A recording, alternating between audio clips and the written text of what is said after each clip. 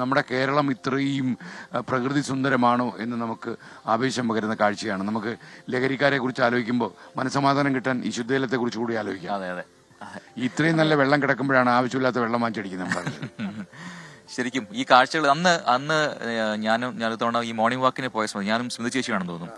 അപ്പോൾ കുറെ കുട്ടികളെ കണ്ടു. അപ്പൊ അവരോട് ചോദിച്ചു, സ്മിതയുടെ ഒരു പുനരവതാരം ഇവിടെ കണ്ടല്ലോ, കവിത പാടി. നമുക്ക് ആ കവിത നമ്മുടെ ഹെഡ്സിൽ ഞാൻ ആലോചിച്ചു, ഇവിടെ കവിതയ്ക്ക് മറുകവിത പാടിയാണ് സ്മിത ഉണ്ടായിരുന്നു. അതെ അതെ. അപ്പൊ ആ കുട്ടികൾ പറഞ്ഞതേ, നിങ്ങൾക്ക് എന്താണ് ലഹരി ഇങ്ങനെയുണ്ട്, അപ്പൊ അതിന് ബദലായി അത്തരം ചിന്തകളൊന്നും വരാതിരിക്കാൻ എന്താണ് ഒരു പോംവഴി എന്ന് വെച്ചാൽ അവർ പറഞ്ഞു യാത്രകൾ എന്ന് പറഞ്ഞു.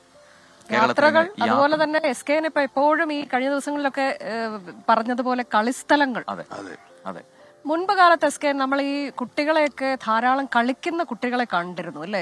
ഇനിയിപ്പോ വെക്കേഷൻ തുടങ്ങുകയാണ്. രാവിലെ വീട്ടിൽ നിന്ന് ഇറങ്ങിയാൽ രാത്രി വീട്ടിൽ തിരിച്ചു കയറി വരുന്ന ഒരു കാലം. എവിടെ നോക്കിയാലും പാടത്തും പറമ്പിലും ഒക്കെ കുട്ടികൾ കളിക്കുന്നത് കണ്ടിരുന്നു. ഇപ്പൊ പാടവും പറമ്പും ഇല്ലാന്നുള്ളത് കാര്യമാണ്. പക്ഷെ ഇപ്പൊ അത്തരം കാര്യങ്ങളുണ്ടോ? അപകടം കൂടി ഉണ്ട്. ഈ കളിസ്ഥലങ്ങളിൽ പോലും ഇത്തരം ലഹരിയുടെ അതാണ് മുൻപ് നമുക്ക് അങ്ങനെ ആശങ്കയില്ല. കുട്ടികൾ രാവിലെ പോയാൽ രാത്രി തിരിച്ചു കയറി വരുന്നത് വരെ നമുക്ക് ഒരു ആശങ്കയും ഇല്ല. പക്ഷെ ഇപ്പോൾ അതല്ല എന്നുള്ളതാണ്.